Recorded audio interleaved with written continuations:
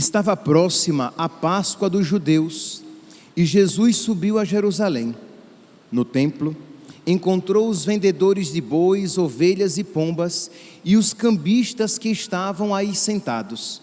Fez então um chicote de cordas e expulsou todos do templo, junto com as ovelhas e os bois. Espalhou as moedas e derrubou as mesas dos cambistas. E disse aos que vendiam pombas: tirai isto daqui, não façais da casa de meu pai uma casa de comércio. Seus discípulos lembraram-se mais tarde que a Escritura diz: o zelo por tua casa me consumirá. Então os judeus perguntaram a Jesus: que sinal nos mostras para agir assim? Ele respondeu: destruí este templo e em 3 dias o levantarei.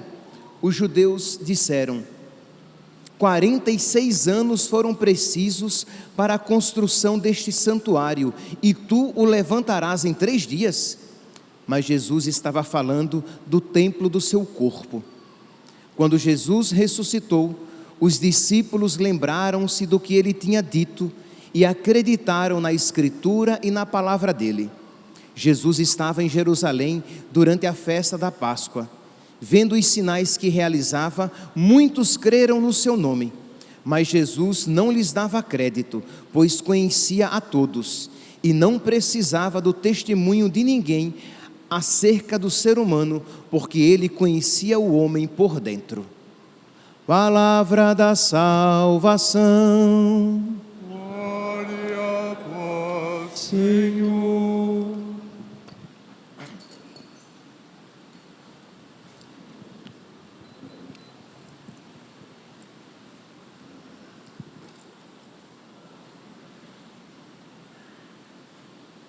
Caríssimos irmãos e irmãs, estamos celebrando o 3º domingo da Quaresma e a liturgia de hoje nos leva a refletir sobre a nossa união com Cristo, o nosso culto interior,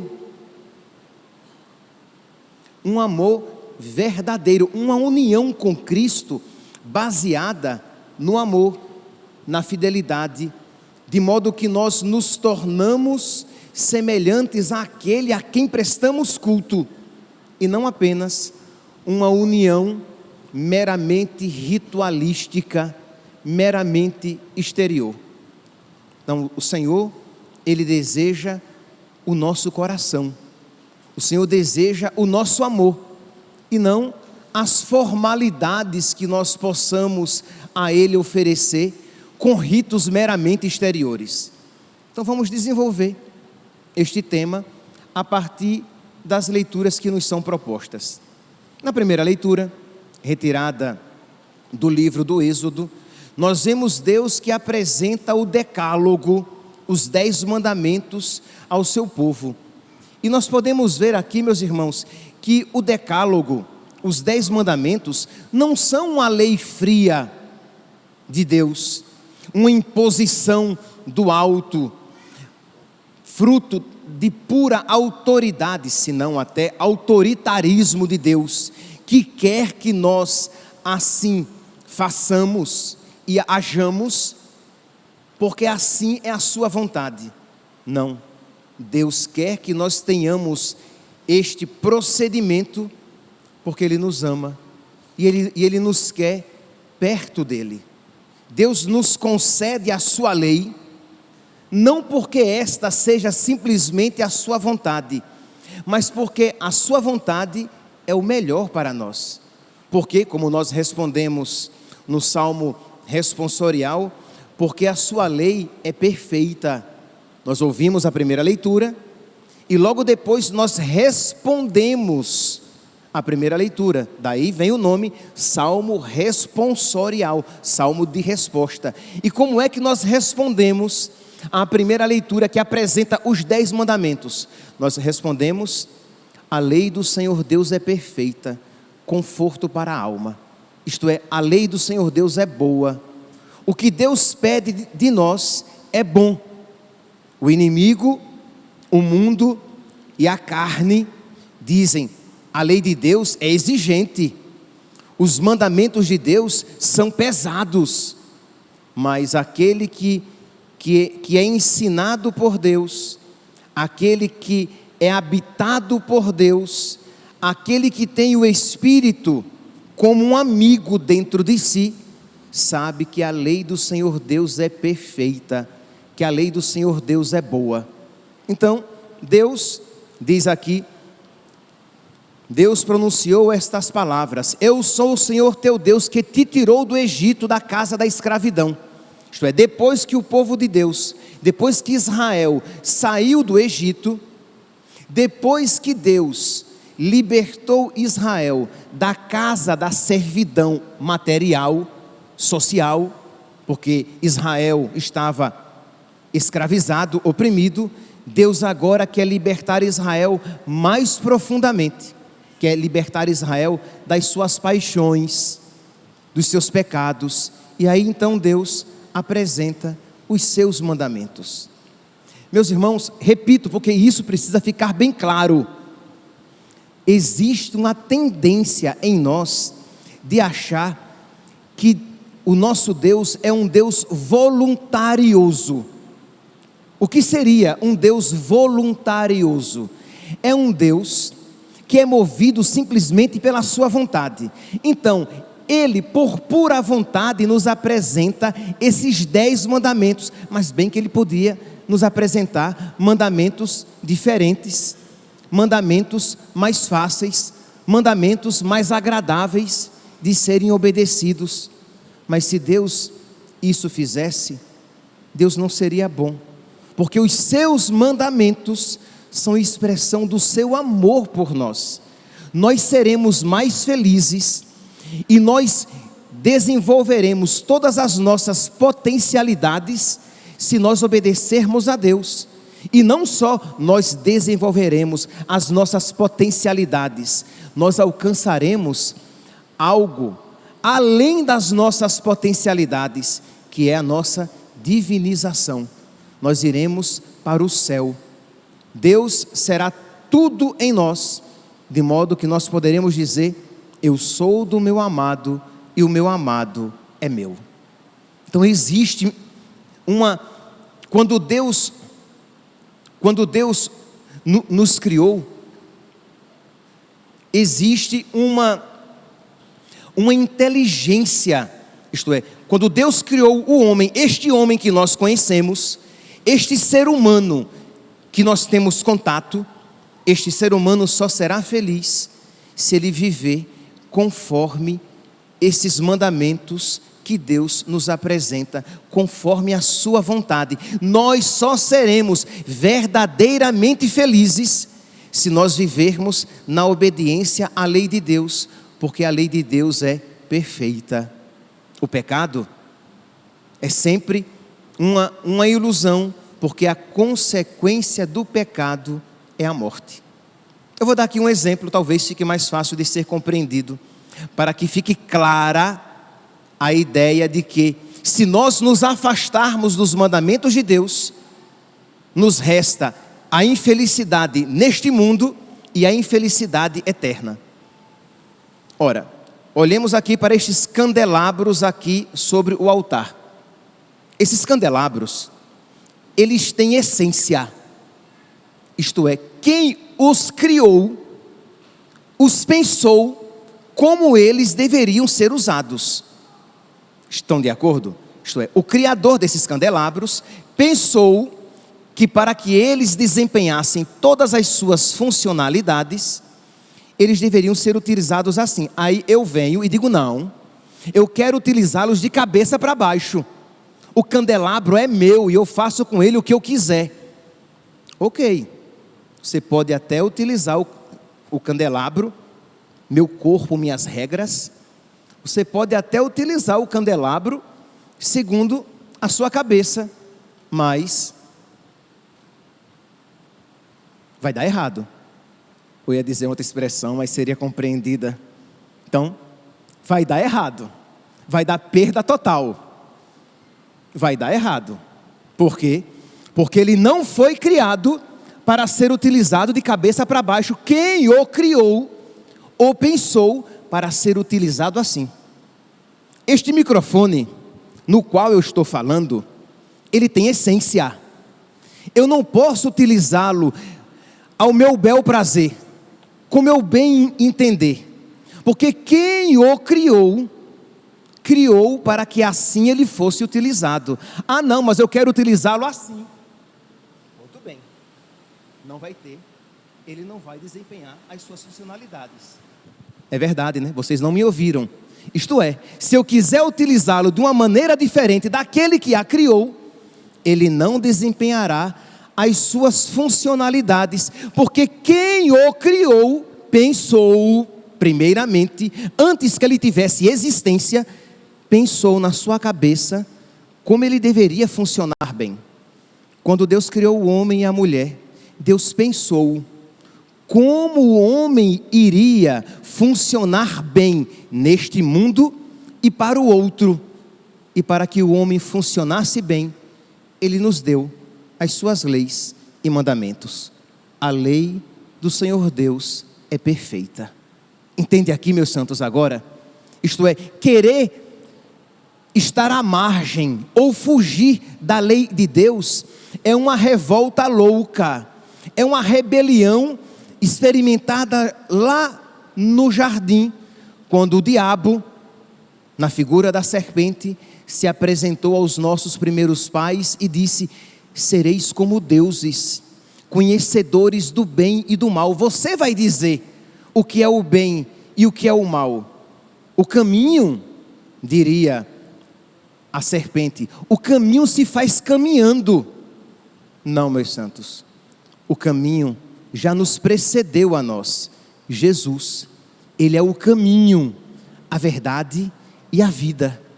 De modo que nós precisamos conhecer a vontade de Deus, para que nós possamos ser aqueles para os quais nós somos criados. Isto é, para que nós possamos ser aquele que Deus nos pensou quando nos criou.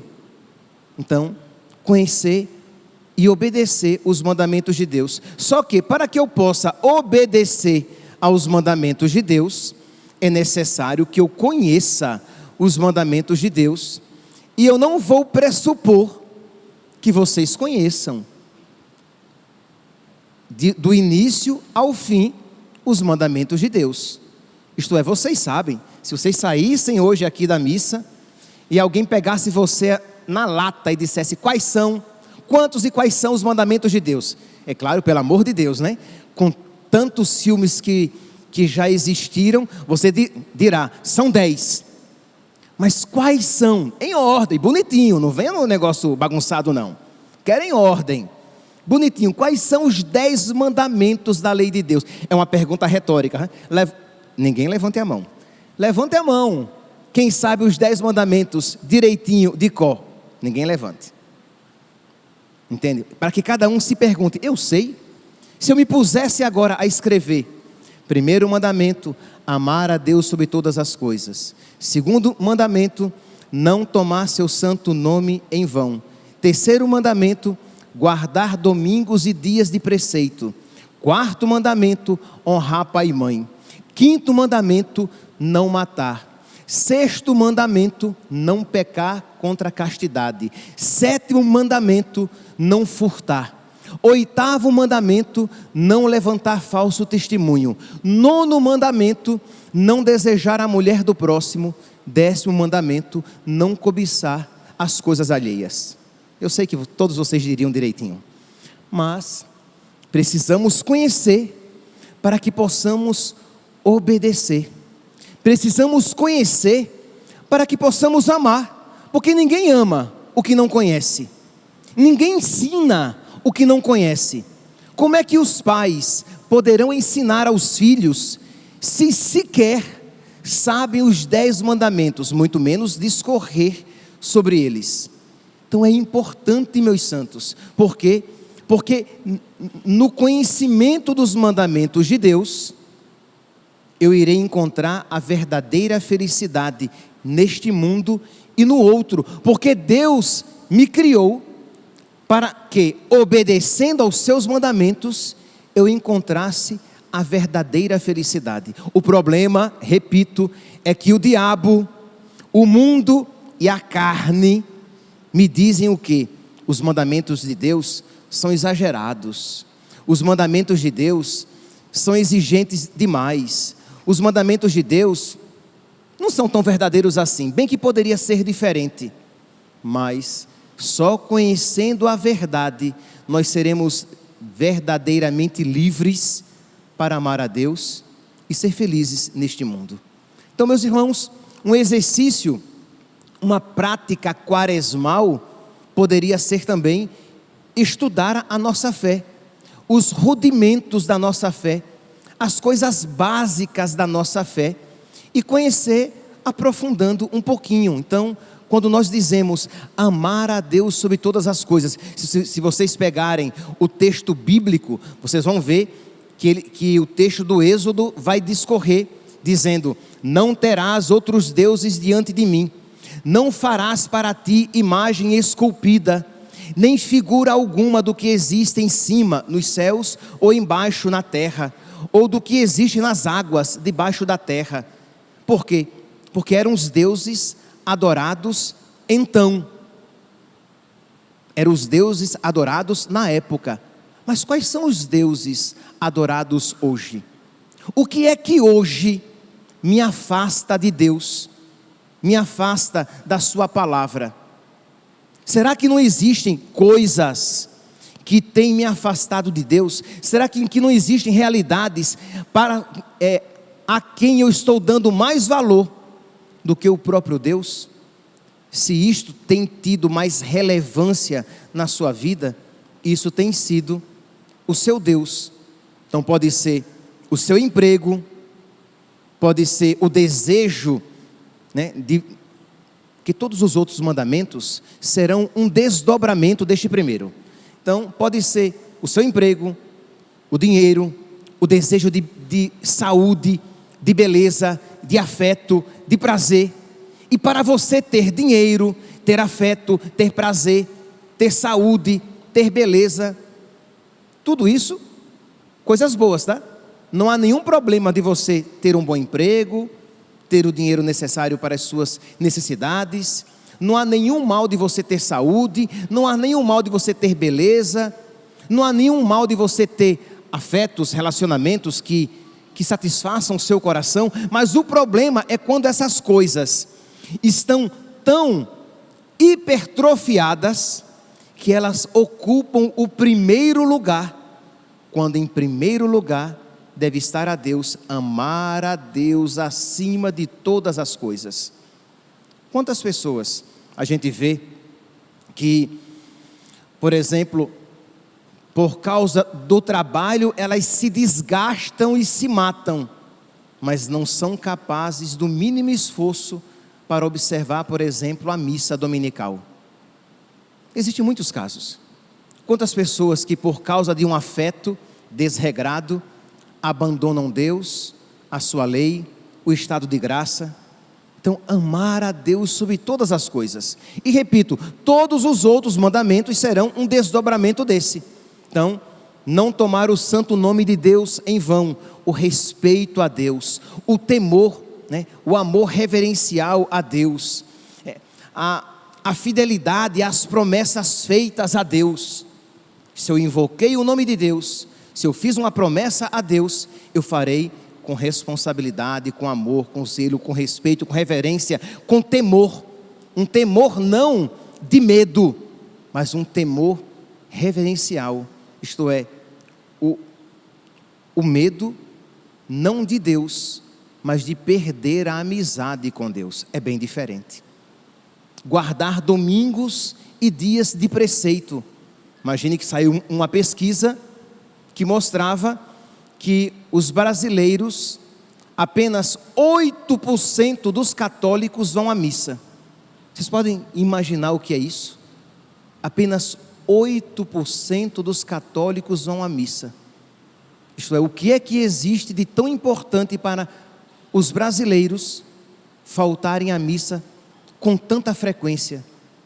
Não é uma idolatria de tantas outras coisas que eu coloco no lugar de Deus, em prejuízo de Deus e no meu prejuízo, afinal das contas, porque a glória de Deus é o homem vivo, e o homem vivo é o homem salvo. Então o que alegra a Deus é quando nós somos vivos de verdade, mas não simplesmente de vida biológica, mas de vida divina, de vida na graça. Então, conhecer esses mandamentos para que eu possa bater no peito e dizer: Senhor, concede-me a tua graça para que eu seja fiel a todos e a cada um deles, para que eu tenha zelo para com esses mandamentos, porque em última instância é zelo para contigo, é zelo para com Deus. Quando eu sou zeloso em observar os mandamentos de Deus, eu sou zeloso em amar a Deus, em dar alegria a Deus. Deus se alegra quando eu observo os seus mandamentos. Mas por que é que Deus se alegra quando eu observo os seus mandamentos? Porque Deus é um Deus voluntarioso e quer que a sua vontade seja feita? Ou porque Ele vê que eu estou caminhando para a minha felicidade perfeita? Deus se alegra quando eu observo os seus mandamentos, porque Deus vê que eu estou caminhando para a minha felicidade perfeita. Deus é bom, meus santos. Deus nos ama mais do que nós nos amamos a nós mesmos. E Deus quer a nossa salvação mais do que nós, os beneficiados, a desejamos. Que maravilha! Porque se a nossa salvação dependesse da constância do nosso querer, nós estaríamos perdidos. Mas que bom, que Deus deseja mais do que nós, e Deus nos concede constantemente a sua graça. Honrar pai e mãe. Quando eu honro o meu pai e minha mãe, eu estou honrando ao próprio Deus. Então, alegra o coração de Deus quando eu sou um bom filho. Por quê? Porque isso representa de alguma maneira que eu sou um bom filho para com Deus, porque a autoridade de Deus se manifesta também na autoridade dos pais. Quinto mandamento: não matar. Ora, nós vimos por esses dias o governo brasileiro que quis, numa nota técnica, quis implantar o aborto até o 9º mês de gestação, nos casos já previstos pela lei. Isto é, uma mulher com uma criança de 9 meses, que chegasse a um hospital dizendo que tinha sido estuprada, sem precisar de boletim de ocorrência ou qualquer outra coisa, ela poderia matar aquela criança. Depois, graças a Deus, devido à movimentação social, eles voltaram atrás. Mas qual é a alegação que se usa para justificar o assassinato de criança na barriga das mães? É um amontoado de células. Aquela coisa na barriga da mãe ainda não é criança, ainda não é um ser humano, é apenas um amontoado de células. Nem sente dor, disseram, nem sente dor. É interessante, né? Quando se quer matar, se despersonaliza as pessoas. Foi isso que os nazistas fizeram, por exemplo, com os judeus. Para justificar a matança de judeus, diziam: eles não são gente, eles são uma praga, eles não são gente como a gente, eles não têm a dignidade humana como nós temos, então nós podemos matar. Então eu tiro a dignidade humana das crianças e dizendo: eles não são gente como a gente, logo nós podemos matar. Não matarás. O profeta Jeremias vai dizer: ainda quando eu estava no ventre da minha mãe, vós me conhecieis. Deus já nos conhece desde o ventre das nossas mães. João Batista, que exulta no Espírito, no ventre de Isabel, de Santa Isabel. Quer dizer, é sempre uma tentativa de fazer as coisas segundo a minha cabeça. E, talvez até bem intencionado, ouço pessoas católicas até, que se dizem católicas, dizendo: deixa o Estado aprovar. Quem não quer abortar, não aborta. Ora, se esse raciocínio fosse válido, e alguém dissesse: a partir de hoje, os netos podem matar os seus avós. Aí você diz assim: eu não vou matar o meu avô, mas quem quiser matar, pode matar. Será que isso estaria correto? Será que se você passasse pela rua e visse um neto massacrando a pauladas o seu avô velhinho, a sua avó velhinha, você diria assim: eu não faço isso com meu avô, mas já que ele quer fazer, isto é, não tem lógica. Nós somos avós dessas crianças que no ventre de suas mães não têm voz, e nós precisamos gritar e defendê-las e dizer não. Nós não podemos, nós não queremos que esta desgraça seja implantada no nosso país, que a terra da Santa Cruz seja a terra, né, do assassinato indiscriminado de bebês na barriga de suas mães. E é por isso que nós católicos não só não fazemos, mas lutamos e lutaremos para que isso não se faça, para que isso não aconteça. Sexto mandamento: não pecar contra a castidade. E aí, como eu quero ainda discorrer, não vou me alongar tanto. Tudo aquilo que nós já vemos no mundo atual, das pessoas que querem fazer dos seus corpos aquilo que elas bem entenderem, mesmo sabendo que isso está contrário ao pensamento daquele que nos criou. Lembra? Quem fez o candelabro, o fez para que ele funcionasse adequadamente dessa maneira. Quem nos criou, quem criou o homem e a mulher, criou-os para que como homem e mulher se comportassem e vivessem a sua sexualidade. Mas é sempre essa tentativa do homem de se rebelar contra Deus, mesmo sabendo, pelo menos nós cristãos católicos sabemos, nós cristãos sabemos que toda revolta contra Deus só nos levará à morte, porque o salário do pecado é a morte. Sétimo mandamento: não furtar, isto é, não se apossar indevidamente dos bens do outro.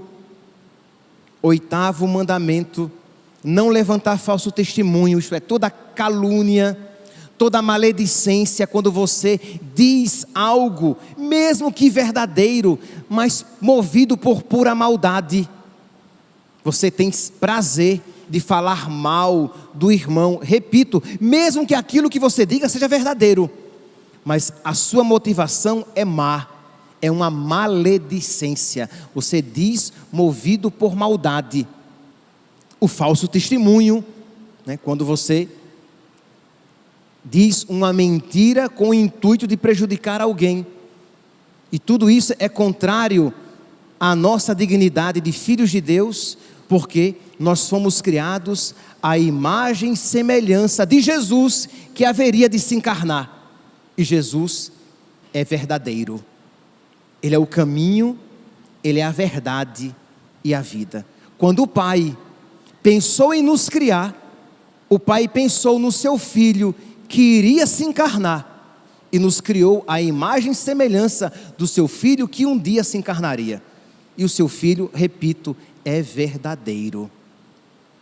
Nono mandamento: não desejar a mulher do próximo. Aqui, o nono e o sexto mandamentos estão muito próximos, só que enquanto o sexto está para a prática, o nono está para aquilo que o precede, o pensamento. Sempre quem pratica primeiro o pensou. E Jesus mesmo disse: quem olha para uma mulher e a deseja no seu coração, já cometeu com ela adultério. Quem mata o irmão no coração, já é de alguma maneira um homicida. Então ter este zelo, este cuidado com aquilo que nós acolhemos no nosso pensamento, com aquilo que nós assentimos, aceitamos pensar, porque nós queremos agradar a Deus com o que fazemos e com o que pensamos, porque, como diz o Evangelho de hoje, Deus nos conhece por dentro. Mas Jesus não lhes dava crédito, pois Ele conhecia todos e não precisava do testemunho de ninguém acerca do ser humano, porque Ele conhecia o homem por dentro. Ele perscruta Ele sonda os nossos pensamentos. Então eu quero dar alegria a Jesus, inclusive com aquilo que eu penso. E por que é que Jesus se alegra quando eu penso o bem? Porque quando eu penso o bem, eu me torno semelhante a Ele, e nisto consiste a minha salvação. Eu quero arrancar da alma de vocês e da minha também, porque o ouvido mais próximo de quem prega é daquele que prega. Eu quero arrancar das nossas almas aquela ideia louca e má que o diabo, o mundo e a carne colocam em nós, que os mandamentos de Deus são maus, são exigentes, são radicais. Os mandamentos de Deus são necessários, os mandamentos de Deus são bons, os mandamentos de Deus são a condição da possibilidade de nós sermos felizes aqui e na outra vida. Então a lei do Senhor Deus é perfeita.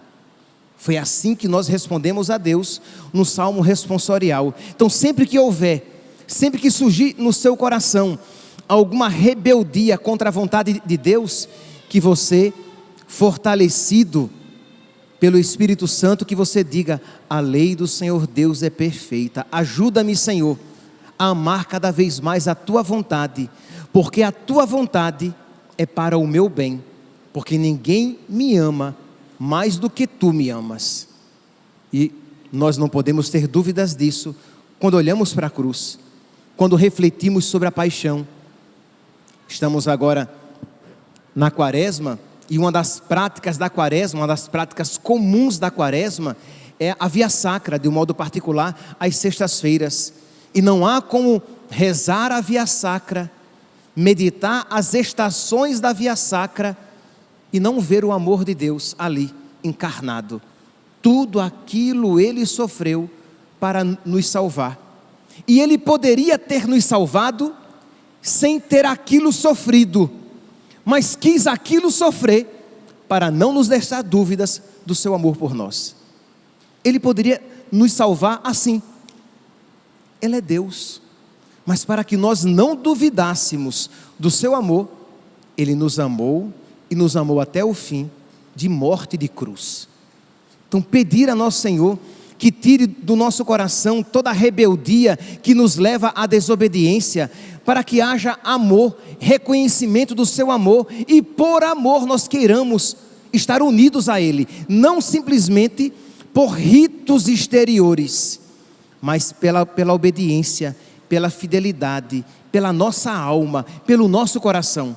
Deus quer o nosso coração, não apenas os gestos exteriores. E o 10º mandamento: não cobiçar as coisas alheias. É aquela pessoa que tem o sentido da sua vida possuir coisas, possuir cada vez mais, ter cada vez mais aquilo que a traça corrói e a ferrugem destrói, mas que não procura ser rico aos olhos de Deus, que se esforça muito para alcançar o que passa, mas não se esforça quase nada para alcançar o que não passa.